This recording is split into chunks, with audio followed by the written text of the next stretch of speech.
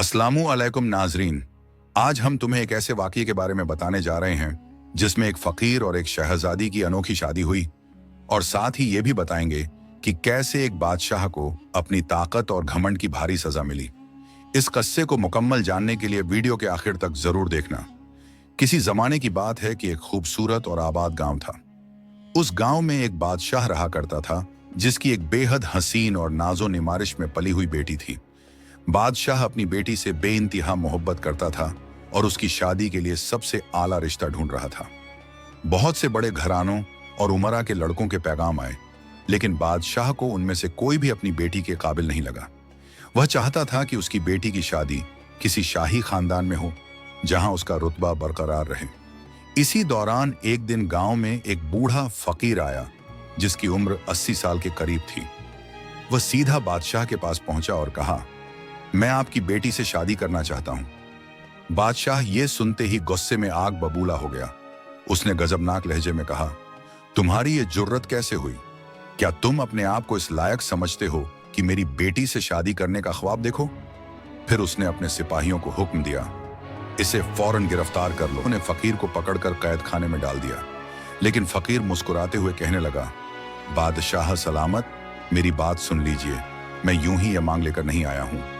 मगर बादशाह ने कोई बात सुनने से इनकार कर दिया और अपने गुस्से में उसे हुक्म दिया कि इसे कोड़े लगाए जाए। जब यह खबर शहजादी तक पहुंची तो उसने अपने वालिद से कहा, अब्बा हुजूर, ये क्या ज्यादती कर रहे हैं? एक बुजुर्ग इंसान पर जुल्म करना अच्छी बात नहीं। बादशाह ने गुस्से से कहा, तुम इसमें मत पड़ो, मैं जानता हूं कि क्या सही है और क्या गलत। लेकिन शहजादी बहुत नेक दिल और समझदार थी। उसने सोचा कि अगर यह फकीर मुझसे शादी की बात कर रहा है तो मुझे खुद जाकर हकीकत मालूम करनी चाहिए। वह छुपकर कैद खाने में गई और फकीर से पूछा, आप मुझसे शादी क्यों करना चाहते हैं? फकीर ने मुस्कुराकर कहा, जब तुम मुझसे निकाह करोगी तो तुम्हें खुद ही पता चल जाएगा कि मैंने ऐसा क्यों कहा, और तुम इसकी वजह जानकर अल्लाह का शुक्र अदा करोगी। शहजादी ने कुछ देर सोचा और फिर कहा, अगर ऐसा है तो मैं आपसे शादी के लिए तैयार हूं। यह खबर पूरे मुल्क में आग की तरह फैल गई। हर कोई हैरान था कि शहजादी ने एक बूढ़े फकीर से निकाह करने का फैसला क्यों किया। बादशाह ने अपनी बेटी को बहुत समझाने की कोशिश की, लेकिन शहजादी अपनी जिद पर कायम रही। आखिरकार बादशाह को मजबूर होकर इस शादी के लिए हामी भरनी पड़ी। लेकिन उसने ऐलान किया कि शादी के बाद शहजादी महल में नहीं रहेगी, बल्कि फकीर की झोंपड़ी में जाकर उसके साथ रहेगी। बादशाह चाहता था कि यह उसकी बेटी के लिए सबसे बड़ी सजा हो, मगर शहजादी ने खुशी खुशी यह शर्त मान ली। आखिरकार निकाह हो गया और शहजादी महल छोड़कर फकीर के साथ उसकी झोंपड़ी में चली गई। लेकिन यह कहानी यहाँ खत्म नहीं होती, क्योंकि शादी के बाद जो हुआ वह सबको हैरान करने वाला था। निकाह के बाद शहजादी फकीर के साथ उसकी झोंपड़ी में जाने के लिए तैयार हुई। पूरे महल में खामोशी थी। हर कोई हैरान था कि जो शहजादी रेशमी कपड़ों और महल के आराम में पली बड़ी थी, वह अब एक गरीब फकीर के साथ कैसे रहेगी। बादशाह ने गुस्से में ऐलान कर दिया कि अब यह उसकी बेटी नहीं रही और इसे महल छोड़कर अपने शौहर के साथ जाना होगा।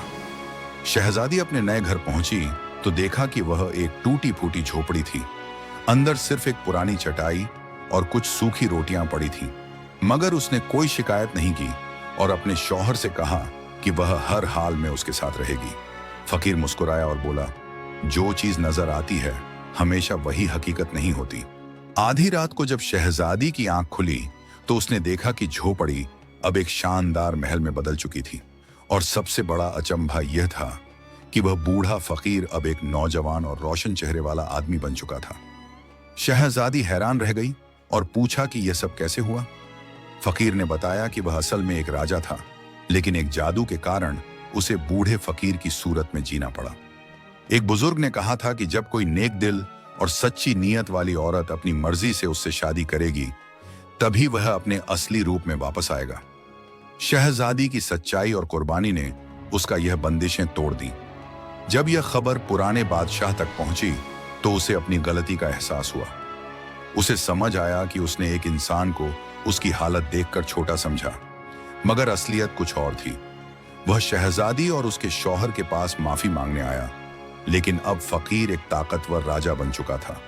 उसने कहा, अब तुम सिर्फ एक आम इंसान हो और तुम्हें भी लोगों की तरह जिंदगी गुजारनी होगी।